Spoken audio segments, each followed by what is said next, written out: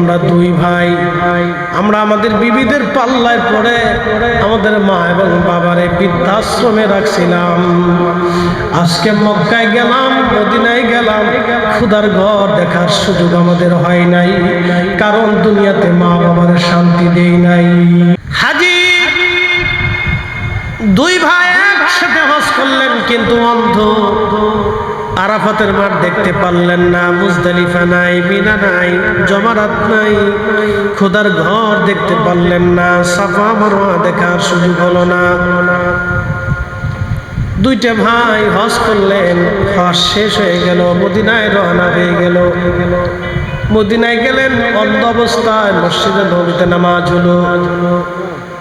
মসজিদে নববীর ভিতরে রিয়াজুল জান্নায় গেলেন, নবীজি রওজার সামনে গেলেন, কিন্তু দেখার সৌভাগ্য হলো না। হজ শেষ করে বিমানবন্দরে আসবে, বাংলাদেশে চলে আসবে, প্যাকেজ শেষ। বিমানে ওঠার পর থেকে ঝাপসা ঝাপসা দেখা শুরু করলো। বাংলাদেশে বিমান ল্যান্ড করার পরে একেবারে চোখ পরিষ্কার হয়ে গেল, এখন আর চোখে কোনো পর্দা নাই। সব হাজিরা একসাথে গেছে, একসাথে রওনা হয়ে চলে আসছে। বাংলাদেশি এয়ারপোর্টে নামার পরে হাজিরা জিজ্ঞেস করলো, আল্লাহর বান্দারা, আমরা সবে হজ করলাম, আমাদের চোখের কারো কোনো সমস্যা নাই, কিন্তু তোমরা দুই ভাই চোখে দেখলা না। বাংলাদেশে আসার পরে আবার অটোমেটিক চোখ ভালো হয়ে গেল, কারণ কি বলবানি? তোমাদের জীবনের ভুল কি দয়া করে বলো। দুই ভাই চোখের পানি ছেড়ে দিয়ে কান্দে আর বলে, হাজিরা বুঝতে পারছি মক্কা মদিনা কেন দেখতে পারলাম না। আমরা দুইটা ভাই ধনে মানে জমিতে, বাড়িতে, গাড়িতে কোনো কিছু আমাদের অভাব নাই। ঢাকাতে আমাদের বাড়ি গাড়ি সব আছে, কিন্তু আমরা দুই ভাই, আমরা আমাদের বিবিদের পাল্লায় পড়ে আমাদের মা এবং বাবারে বৃদ্ধাশ্রমে রাখছিলাম। আজকে মক্কায় গেলাম, মদিনায় গেলাম, খুদার ঘর দেখার সুযোগ আমাদের হয় নাই, কারণ দুনিয়াতে মা বাবার শান্তি দেই নাই। বাস্তব থেকে আজকে বলে দিয়ে গেলাম, কুমিল্লাবাসী, বাস্তব থেকে বলে দিয়ে গেলাম, যদি আব্বা আম্মা আপনার উপরে বেজার হয়ে যায়, আমার উপরে বেজার হয়ে যায়, জিন্দেগির আমলগুলি বরবাদ হবে। পাথর এসে দাঁড়িয়ে গেছে, নবীজি বললেন, পাথর বলে, হুজুর আপনি আমার পিঠের উপরে কদম মোবারক রেখে বোরাকে চড়বেন। পাথরের উপরে নবীজি কদম রাখলেন, আল্লাহ বলেন, পাথর নরম হয়ে যাও। সঙ্গে সঙ্গে আমার নবীর সম্মানে পাথর একেবারে কাদার মতো নরম হয়ে গেল। আল্লাহর হাবিব কদম রাখলেন, পাথরের মধ্যে নবীজির পা মুবারকের ছাপ লেগে গেল। বাইতুল আকসাতে যদি যান, সেই পাথর এখনো আছে। আল্লাহু আকবার। বাইতুল আকসাতে যদি যান, সেই পাথর এখনো আছে। তাহলে আমার রাসূল সত্য কথা কন না কেন? নবী কি? জোরে বলেন, রাসূল কি? রাসূল কি? রাসূল কি? খালি নবীর সুন্নাত দাড়ি রাখবো কি রাখবো না? টুপির মাথায় দিব কি দেব না? নবীর সুন্নাত মানবো কি মানবো না? রাসূল যদি সত্য হয় তো আল্লাহ সত্য, কথা ঠিক কি না? তাহলে আল্লাহর বিধানে সেজদা দেব কাকে? নামাজ হবে কার জন্য? বলে আজকে থেকে নিয়ত হবে, রব আর কোনোদিন নামাজ আমি ছাড়ব না। বলেন না ইনশাআল্লাহ, জোরে বলে, আজকে থেকে নিয়ত হবে, ইয়া রাব্বি আমি আর কোনোদিন নামাজ ছেড়ে দেব না, তুমি আল্লাহকে খুশি করার জন্য আজকে থেকে সালাতে দাঁড়াবো। নিয়ত করে যান, বোঝাইতেছি। সেই পাথর থেকে 1450 বছর পরে এখনো সুবহান আসে। আপনি যান বাইতুল আকসা, তাকে ঠিকানা দিয়ে দিন, যান। ওখানে দাঁড়াইলে ভিতর থেকে অটোমেটিক সুবহান আসতে থাকে। 1450 বছর পরে আল্লাহর নবীর মহান মুজিজা যদি দেখতে চান, বাইতুল আকসার ওই পাথরের পাশে দাঁড়ান, 1450 বছর পরে নবীর মুজিজা দেখবেন। বলে হুজুর আর একটা কোথায়? আর একটা বেশি দূরে যাওয়া লাগবে না, মদিনাতে যান। বলে কোন জায়গা? উহুদে চলে যান। আমি নিজের আর সাক্ষী, আমার সঙ্গে 4-5 জন আলেম ছিল এই বছরে। বিশ্বনাথ আলিয়া কামিল মাদ্রাসার প্রিন্সিপাল ছিলেন এবং ফেসুয়া আসালিয়া কামিল মাদ্রাসার ভাইস প্রিন্সিপাল সাহেব ছিলেন। আমরা একই রুমে থেকে হজ করেছি। সিলেটের দুইজন প্রিন্সিপাল আমার সঙ্গে ছিলেন, তারা বড় আলেম। 4-5 জন আলেম একসঙ্গে গেলাম রাত্রিবেলা। জীবনে কোনোদিন দিনের ভাগে উহুদে গেলাম, কিন্তু রাতে কোনোদিন যাই নাই। মুনাজ্জিমকে বললাম, ভাইজান রাতে নিয়ে চলেন, একটু রাতেই যেতে হবে, নিরিবিলি ওইখানে বসে একটু দোয়া করব যে এখানে আল্লাহর নবী, রহমতের নবী, উহুদের যুদ্ধের ময়দানে নবীর দন্ত মোবারক শহীদ হয়ে যাওয়ার পরে আল্লাহর নবী ওইখানে বিশ্রাম নিয়েছিলেন, ওইখানে একটু বসে বসে আল্লাহর দরবারে দোয়া করতে চাই। আল্লাহর কসমে মাহফিল সাক্ষী আমরা কয়েকজন আলেম রাত্রিবেলা গেলাম। এই বছরে তারগুলি তার কাটা দিয়ে ঘিরে রাখা ছিল, কেটে ফেলে দিয়েছে হাজিরা। ভিতরে ঢোকার জন্য কারা কাটছে জানি না। ওই তার কাটার ভিতর দিয়ে, কাটা স্থান দিয়ে আমরা ভিতরে পাহাড় বেয়ে বেয়ে উপরে উঠলাম। ওঠার পরে দেখি যে এখানে উহুদের পাহাড়ের পার্শ্ববর্তী স্থানে ফাঁকা জায়গা সিমেন্ট দিয়ে সুন্দর করে সৌদি সরকার লাগাই দিয়েছে, যাতে ভিতরে কেউ ঢুকতে না পারে।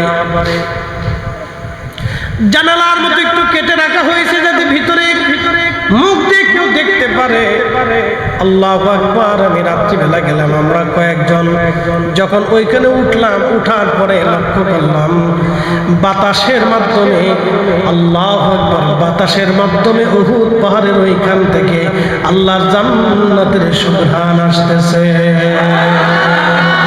আল্লাহর কসম করে বলি, আমি নিজের সাক্ষী, আমার নাককে তো ফাঁকি দিতে পারি না।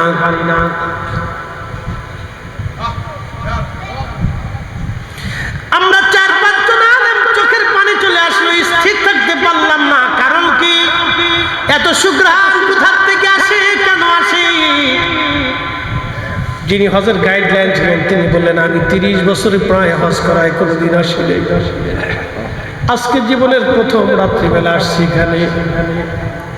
এত সুঘ্রাণ আমাদের নসিবে কোনোদিন হয়নি, আজকে আমি পেলাম। ওইখানে যাওয়ার পরে বাবাজি, বাস্তব থেকে বলতেছি, ঘ্রাণ সুঘ্রাণ আসতেছে বাতাসে। চিন্তা করলাম সুঘ্রাণ এত কেন? ঠিক সিমেন্টে লাগানো ফাঁকা জায়গাগুলি উঠে মাথা ভিতরে ঢুকায় দেখলাম সর্বনাশ। যেখানে আল্লাহর নবী বিশ্রাম করেছিলেন ওইখান থেকে অটোমেটিক আল্লাহর বেহেশতের সুঘ্রাণ আসতেছে। দীর্ঘ অনেক সময় এশার নামাজ পড়লাম, নফল পড়লাম, মুনাজাত করলাম, দোয়া করলাম, কোরআন তেলাওয়াত করলাম, দুরূদ শরীফ পড়লাম, মিলাদ শরীফ পড়লাম। ওইখানে দীর্ঘ সময় আমরা তত সময় বসেছিলাম, তত সময় আল্লাহর বেহেশতের ঘ্রাণ আসতে লাগলো। যদি আপনি বাস্তব নবীর মুজিজা দেখতে চান, 1450 বছর পরেও যদি আপনি সুঘ্রাণ পেতে চান, ওইখানে যায় দেখবেন এখনো সুঘ্রাণ ওইখান থেকে আসে। জোরে বলবেন কি মারহাবা। মানব জাতিকে সবাইকে ছায়া দিয়ে রাখে। আপনার মতে থাকুক, বিমতে থাকুক, আপনি তাকে ছায়া দিবেন। কারণ আল্লাহর মতে যারা আছে তাদেরকেও আল্লাহ খাবার দেয়, আল্লাহর মতের বাহিরে যারা চলে গেছে তাদেরকেও আল্লাহ খাবার দেয়। এটা বুঝতে হবে, হাদিস আপনাকে বুঝতে হবে। আর সুলতানু জিন্নুল্লাহি ফিলা, আমি সুন্নি, আমি পীর ওলি ভালোবাসি। কেউ যদি আমাকে জিজ্ঞেস করে যে হুজুর আপনি কি এদেশে ইসলামী হুকুমত কায়েম হোক আপনি চান, আমি কোরআন হাতে নিয়ে বলবো 100%, 100%। যদি এরপরও কোনো পার্সেন্ট থাকে তারপরও আমি চাই এদেশে কোরআনের আইন, রসুলের সুন্নতের আইন বাস্তবায়ন হোক, পার্লামেন্ট থেকে একবারে সমাজের পরিবার পর্যন্ত এটা পৌঁছায় যাক, এটা আমি চাই। শুধু আমি না, আমরা সব আলেমরা চাই।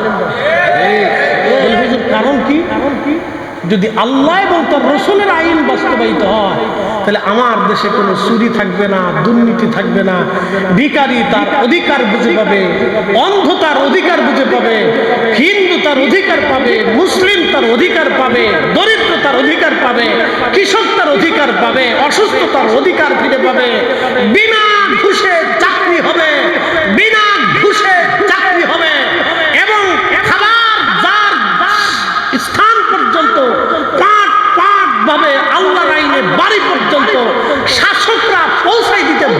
হবে। একসাথে বলেন আল্লাহু আকবার। এই আল্লাহর আইন, পৃথিবীর কোন মানুষের বানানো আইন এখানে নাই।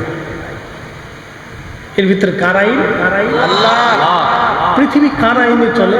আল্লাহ। আকাশের বৃষ্টিটা কার আইনে হয়? কয়দিন আগে খুব বৃষ্টি ছিল না? খুব বৃষ্টি।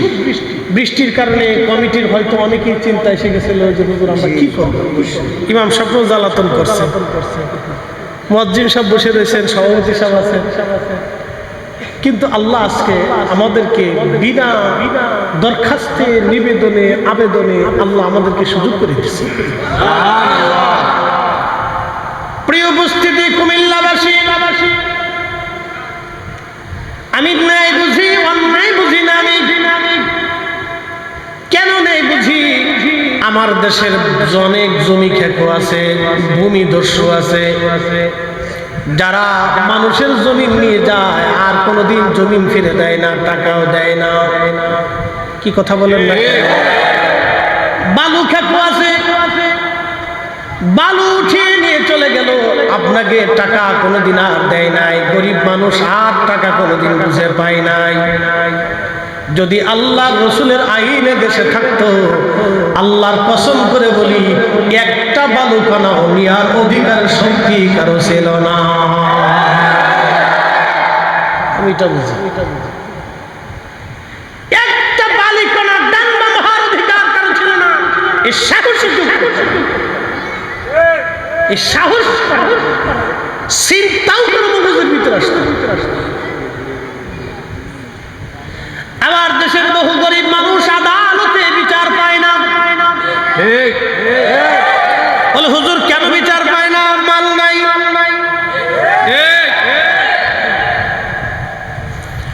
যেই দরিদ্র লোকটা আদালতের বারান্দায় বসে বসে নিভৃতে, যে মা বসে বসে কাঁদে, বাবা তার চোখের পানি, আর আমার মায়ের চোখের পানি একই পানি। সে হিন্দু যদি কাঁদে, তার চোখের পানি যেমন, মুসলমানের চোখের পানিও তেমন। ইসলাম শিখাচ্ছে, আমার কোরআন এটা শিখিয়েছে, আমার রাসূল আমাদেরকে এটা শিখিয়েছে, সাহাবায়ে আজমাইন, খোলাফায়ে রাশিদিন এটা শিখিয়েছে। খোদার কোনো ধর্ম নাই, যার খোদা আছে তার কোনো কিন্তু ধর্ম নাই, তার কোনো জাত নাই, তার কোনো গোষ্ঠী নাই, তার কোনো দল নাই। খোদা যদি ফরিদ সাহেবের পেটে যেমন, খতিব সাহেবের পেটে একই রকম খোদার যন্ত্রণা, কিন্তু আপনারটাও যেমন, আমারটাও তেমন। হিন্দুর যন্ত্রণা যেমন, মুসলমানের যন্ত্রণাও তেমন। খ্রিস্টানের যন্ত্রণা যেমন, ইহুদির যন্ত্রণাও তেমন।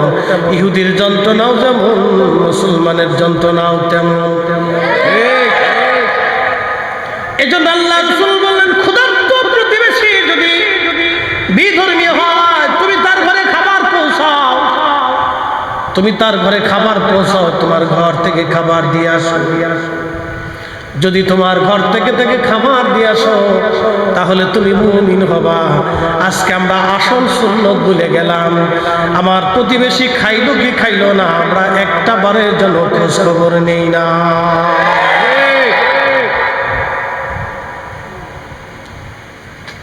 প্রশ্ন করি, জবাব দিবেন তো? অজুবিহীন সারা রাত্রে যদি নামাজ পড়ি হবে? বুঝে বলছেন না না বুঝে বলছেন? বুঝে বলছেন। অজুবিহীন সারা রাত্রে যদি নামাজ পড়েন, তাহলে নামাজ হবে? বলে হুজুর কারণ কি? পবিত্রতা নাই। এখন প্রশ্ন করি, আপনার শরীর নাপাক, সেই জন্য সারা রাত্র নামাজ পড়লেন, সারা রাত্র নামাজ পড়েছেন, নামাজ আপনার হলো না। এখন প্রশ্ন করি, জবাব দিবেন, যে লোকটা সুদ খায়, কি খায়? ঘুষ খায়, কি খায়? হালাল না হারাম?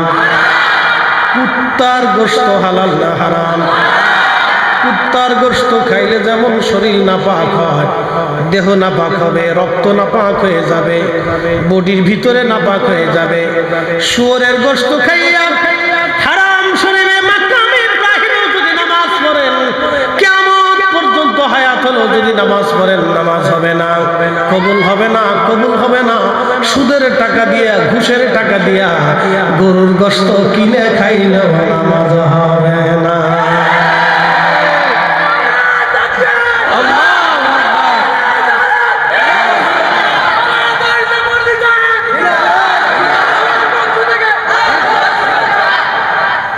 কথা কি আমার না আল্লাহ? হবে না, হবে না। আমরা যদি দিন বুঝতাম, আসল ধর্মটা বুঝতাম, ৬৩ বছরের জীবনে আল্লাহর নবী একটা মিথ্যাও কোনোদিন বলেন নাই, ঠিক কিনা? ৬৩ বছরের জীবনে রাহমাতুল লিল আলামিন কোনোদিন আমানত চুল পরিমাণ ডাইন বাম করেন নাই। ৬৩ বছরের জীবনে আল্লাহ নবী অন্যায় ভাবে কাউকে একটা থাপ্পড় পর্যন্ত মারেন নাই। খুব মনোযোগ দিবেন, সেই নবীর উম্মত আমরা, যিনি হাতে কলমে আমাদেরকে শিক্ষা দিয়ে গেলেন ইসলাম এবং মুসলমান কেমন হতে হবে। প্রিয় মুসলমান, কথাগুলি খুবই মনোযোগের সাথে শুনে যাবে না, বাস্তবতা থেকে বলে দিয়ে যাই। বিশ্ববিখ্যাত আল্লাহর একজন ওলি ছিলেন, তার নাম হযরতে বু আলী কলন্দর রহমাতুল্লাহ আলাইহি। বু আলী কলন্দর, বু আলী কলন্দরের পবিত্র মাজার হচ্ছে বর্তমানে ভারতের পানিপথ।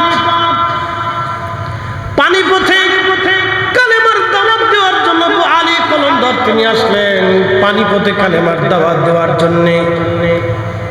তিনি যখন কালেমার দাওয়াত দিতে আসলেন, ওই এলাকা সনাতন হিন্দু অধ্যুষিত এলাকা। ও দেশের পানিপথের যিনি হিন্দু রাজা ছিলেন, তিনি মিটিং বসে গেলেন। মিটিং এর মধ্যে তিনি বললেন, এই মুসলমানকে এই জমিন থেকে তাড়ায় দাও, মুসলিম দরবেশকে তাড়ায় দাও। যদি এই দরবেশ এই দেশে থাকে তাহলে মুসলমান সব হয়ে যাবে, একে যে কোনো মূল্যে তাড়ায় দিতে হবে। হিন্দু রাজা মিটিং এ বসে গেলেন। রাজ দরবারে পুরোহিত, ব্রাহ্মণ, ঠাকুর এবং তাদের সাধু সন্ন্যাসী, গণক, দার্শনিক, তাদের যা যা ছিল সবাইকে নিয়ে বসে গেলেন। সৈন্য সামন্ত, আমির, ওমরা, রাজা, বাদশা এবং জমিদার সবাইকে নিয়ে তিনি মিটিং শুরু করলেন। সাধু সন্ন্যাসী যারা ছিলেন তারা বলতেছেন, বাদশা আপনাকে বলতেছি, ওনাকে দেশ থেকে তাড়ানো যাবে না।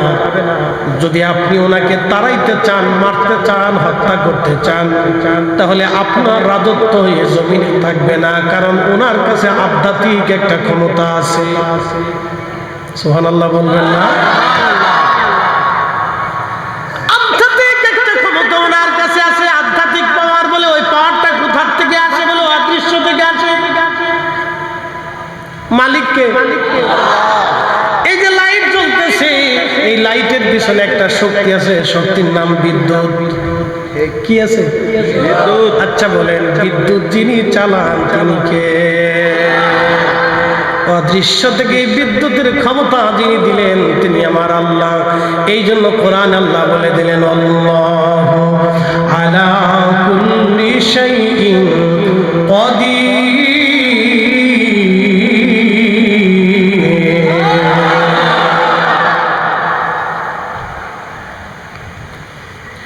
আল্লাহর কোরআন বলল, হাবিব উম্মতকে জানান, সমস্ত শক্তির মালিক আমি আল্লাহ, মালিক আমি আল্লাহ।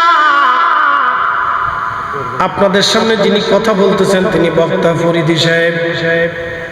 ওনার ভিতর থেকে যিনি অদৃশ্যভাবে শক্তি কাজ করেন, মালিককে। আমার আঙ্গুলটা নড়তেছে ওনার হুকুমে, আমার চোখের পাতাটা নড়ে ওনার হুকুমে। আহা, একটা গাছের পাতাও নড়ে আল্লাহর আইনে, আল্লাহর বিধানে। আপনার আপনাকে একিন রাখতে হবে, বিশ্বাস রাখতে হবে, দৃঢ় খুব মজবুত বিশ্বাস আপনাকে রাখতে হবে।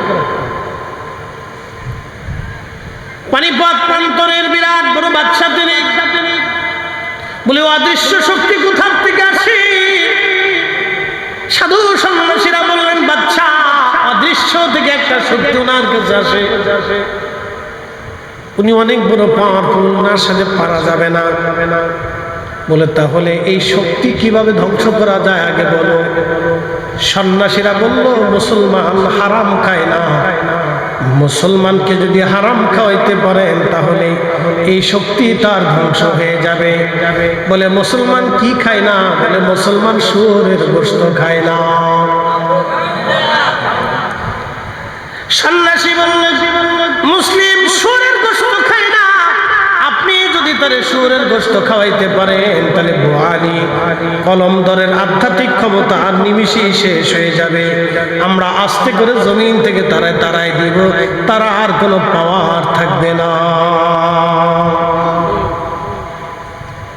আজকে আমাদের শক্তি নেই, কারণ কি জানেন? আমাদের ভিতর একটা নজেল আছে না, নজেল, যে নজলের ভিতর দিয়ে আপনার তৈল পাঁচ, এই জন্য ইঞ্জিনে যতই আপনি চিপ দেন, স্টার্ট করেন, চাবি মারেন, তো হচ্ছে না। কারণ কি? নজেল নষ্ট হয়ে গেছে। আমাদের নজেল নষ্ট হয়ে গেছে, নজেল ভিতরের নজেল নষ্ট হয়ে গেছে। আরে মুসলমানের নজেল ছিল শাহজালাল ইয়ামিনী মুজাদ্দিদি, এমন একটা নজেল নিয়ে এসেছিলেন, এক খাদে বসে সারা বাংলার জমিনে কালেমার পতাকা উড়িয়ে দিয়েছিলেন।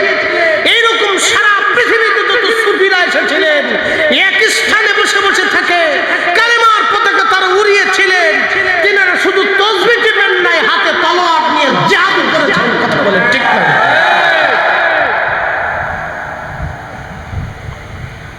প্রিয় উপস্থিতি, কথাগুলি খুব মনোযোগের সাথে শুনে যাবে না। বাণী কলমদার রহমতুল্লাহ ওনার নজল নষ্ট করার জন্য বাদশা বলতেছে, রাজা পানিপথের রাজা বলতেছে কি করা যায়? বলে শুয়োর এনে জবাই করে আপনি ফ্রাই করে কালাভুনা ধলাভুনা সুন্দর করে রান্না বান্না করে পাঠাই দেন, যদি একবার খাইতে পারে তো শেষ। আপনি মুসলমানের ক্ষমতা বুঝে যাওয়া আছে। আমাদের অনেক ইবাদত আছে কিন্তু কবুল হয় না, অনেক বুজুর্গি আছে কিন্তু মঞ্জুর হচ্ছে না। আমি ঢাকাতে আমার হাসনাবাদের জমি ব্যবসায়িক যারা, তো ভদ্রলোকের কাছে বসে রয়েছে ওনার অফিসে। এক ভদ্রলোক আসছে, মাথায় টুপি, মুখে দাড়ি, গায়ে পাঞ্জাবি। আজ থেকে 4-5 মাস আগে তো 60 কোটি টাকা দিয়ে সে জমির বায়না করতেছে, মানে 60 কোটি টাকার জমি কিনবে, সেই জন্য সে বায়না করতেছে। তো বায়নাটা শেষ হয়ে যাওয়ার পরে চা নাস্তা করে লোকটা চলে গেল। তো ভদ্রলোক আমাকে বলতেছে, হুজুর আপনি কি তাকে চিনেন? তো বসুন্ধরার মুহতামিম সাহেব আমার সামনে বসা ছিলেন। তো বলতেছে,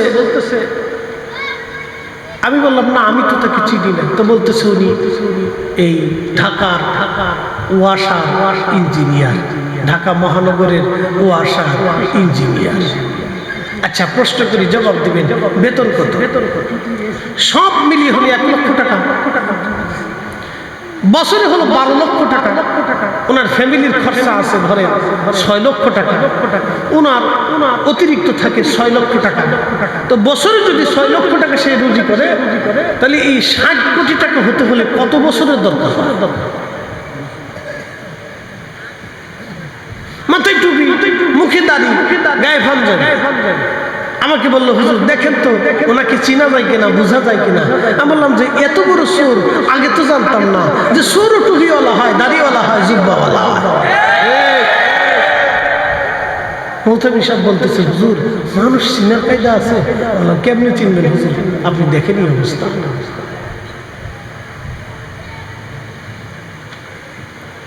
আচ্ছা আপনারা বলেন তো, যদি আল্লাহর কোরআন ও রাসূলের সুন্নতের বিধান দেশে থাকতো, ওই বেটা 60 কোটি টাকা নিতে পারে? হ্যাঁ কথা কর না কেন, নিতে পারে। রাস্তা ভাঙা থাকতে পারে, হ্যাঁ। এই জন্য ঢাকা শহরের একজনে বাথরুম করলে আরেকজনের ঘরে ঢুকে যায়, রাস্তার কোনো ভাঙ্গায় ফসতে পানি জমলে, বৃষ্টি নামলে পানি জমে, মাজা পর্যন্ত জমে যায়। কারণ হলে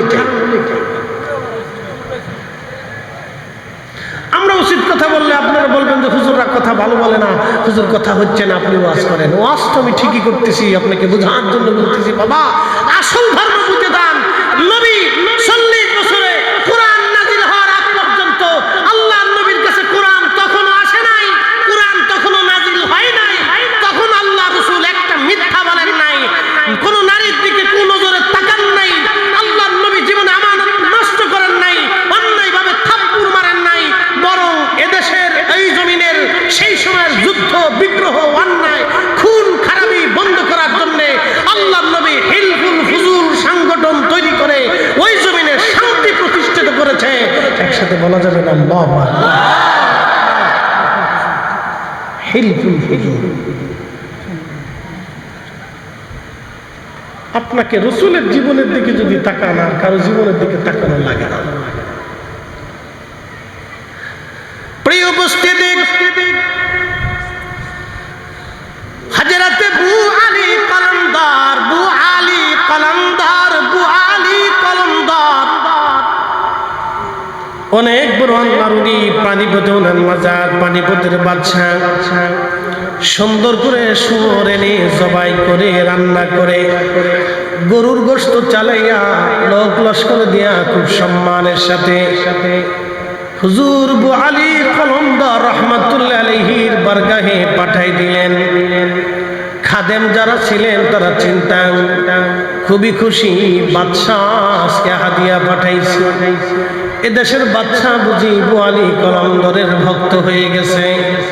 কিন্তু খাদেমরা, মুরিদরা, ছাত্র যারা ছিল তারা তো জানে না বাদশার মনের ফন্দি কি আছে। আমাদের কাছে যেমন মোবাইল আসে, মেসেজ আসে, বসে আছি, কেউ মেসেজ করবে, ফরিদি সাহেব আমি অমুক জায়গায় বেড়াইতে গেছি, আপনারা কেউ দেখলেন না কিন্তু আমি দেখলাম। আমার স্ত্রী মেসেজ দিয়ে বললেন, এই তুমি কোথায় আছো, কখন আসবো, আমাকে দিও। আমি শুধু দেখলাম, আপনারা কেউ দেখবেন না। এখন তো মোবাইলে মেসেজ আসে, কিন্তু সেই সময় আল্লাহর ওলিদের কাছে আল্লাহর পক্ষ থেকে আধ্যাত্মিক ভাবে তাদের কালবে মেসেজ আসতো। কথা বলেন ঠিক কিনা? খাবার সামনে বু আলী কলমদার রাহমাতুল্লাহ আলাইহি খাবার খাবে, আল্লাহর পক্ষ থেকে মেসেজ আসছে, বন্ধু খাবার খাইও না, এই খাবারটা গরুর গোশত না, এটা শুয়োরের গোশত। যদি খাও আমি রব্বে করিম তোমার সব নিয়ামত উঠাই নিয়ে চলে আসবো। বু আলী কলমদার ডাক দিয়ে বলল, বেটারা সাবধানে খাবারে হাত দিবা না, এই খাবার হালাল না রে বেটারা, এই খাবার হালাল না, এটা গরুর গোশত না, সবটুকুনি শুয়োরের গোশত। হারাম খাওয়াইয়া বু আলী কলমদারের ক্ষমতা আধ্যাত্মিক পাওয়ার এবং আধ্যাত্মিক আল্লাহর নিয়ামত চিজ করে নেওয়ার জন্য পানিপথের বাদশাহে কাজ করেছে। বু আলীর কাছে রব্বে করিমের পক্ষ থেকে মেসেজ এসে গেছে, সংবাদ এসে গেছে। একবার